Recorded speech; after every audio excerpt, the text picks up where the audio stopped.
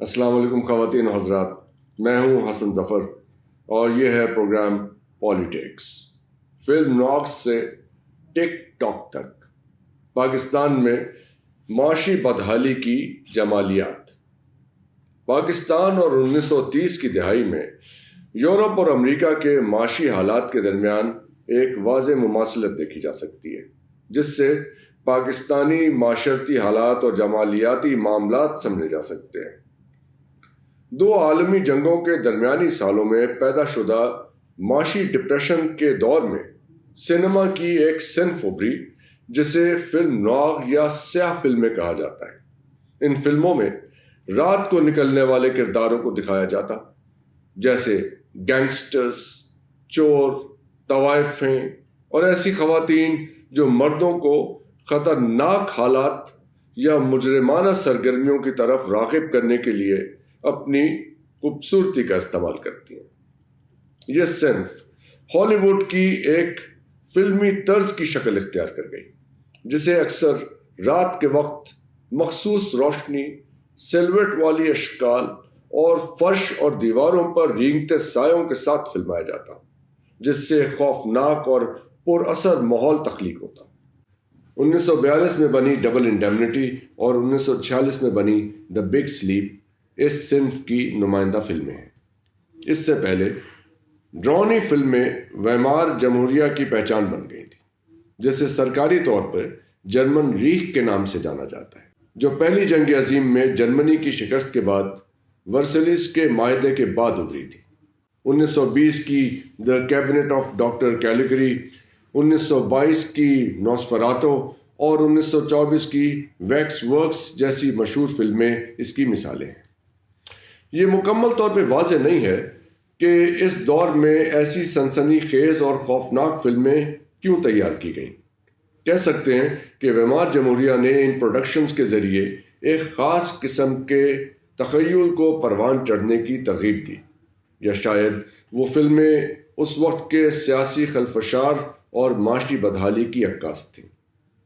اگر ہم اس تصور کو مد نظر رکھیں کہ فلمیں معاشرے کی عکاسی کرتی ہیں اور ہمارے ارد گرد موجود کرداروں کی نمائندہ ہوتی ہیں، تو ہم ویمار سینما اور فلم نوار دونوں سے یہ نتیجہ نکال سکتے ہیں کہ معاشی اور سیاسی بحران، جرائم، بد اخلاقی اور کم درجے کی جمالیات کو جنم دیتے ہیں۔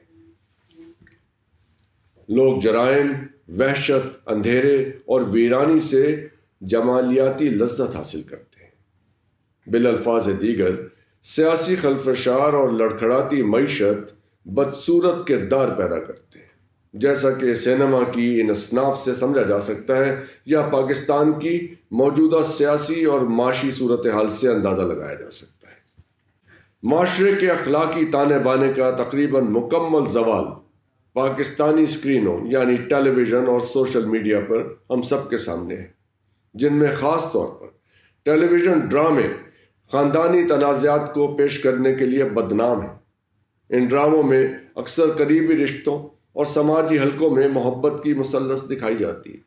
دوسری طرف ٹیلی ویژن کی خبریں سنسنی خیز مواد سے لبریز ہوتی ہیں، جو اکثر شائستگی کے معیار کو نظر انداز کرتی ہیں۔ اس سے بھی زیادہ پریشان کن صورتحال ٹاک شوز کی ہے، جہاں زبانی جھگڑے اکثر توہین آمیز جملوں، گالی گلوچ اور بعض صورتوں میں تو ہاتھا پائی میں بدل جاتے ہیں۔ کامیڈی شوز، جن کی میزبانی اکثر پیشہ ور جگت باز کرتے ہیں، وہاں سیاسی اور سماجی معاملات پہ فضول تبصرے پیش کیے جاتے ہیں۔ اپنی بڑھتی ہوئی مقبولیت کے ساتھ ان میں سے کچھ جگت باز جو پہلے اسٹیج پہ سٹینڈ اپ کامیڈی کیا کرتے تھے، ٹیلی ویژن حتیٰ کہ فلمی سیلیبریٹی کے درجے پہ فائز ہو گئے ہیں۔ افسوس کی بات یہ ہے کہ ان میں سے کچھ نے تو ٹیلی ویژن مینجمنٹ اور دیگر قومی ثقافتی اداروں میں نمایاں ایگزیکٹو عہدے تک حاصل کر لیے۔ پاکستانی اسکرینوں پر یہ تماشے ایک سماجی تضاد کی عکاسی کرتے ہیں۔ آیا کہ معاشی بدحالی نے اخلاقی اقدار سے عاری معاشرے کو جنم دیا ہے، یا معاشرتی اقدار میں گراوٹ نے معاشی بدحالی میں اضافہ کیا ہے؟ اگر ہم فلم نوار ماڈل کو 20ویں صدی کے اوائل میں یورپ اور امریکہ کے معاشی بحران کی پیداوار کے طور پہ دیکھیں تو ہم پاکستان میں معاشی مشکلات کے اثرات کا 2 اہم شعبوں میں عکس و اثر دیکھ سکتے ہیں: طلاق اور جرائم کی بڑھتی ہوئی شرح کے ساتھ ساتھ نچلے درجے کی جمالیات۔ پچھلے سال کی ایک اخباری رپورٹ میں طلاق کی بڑھتی ہوئی شرح کی متعدد وجوہات بیان کی گئیں، جن میں عدم مطابقت سے لے کے گھریلو تشدد شامل ہے۔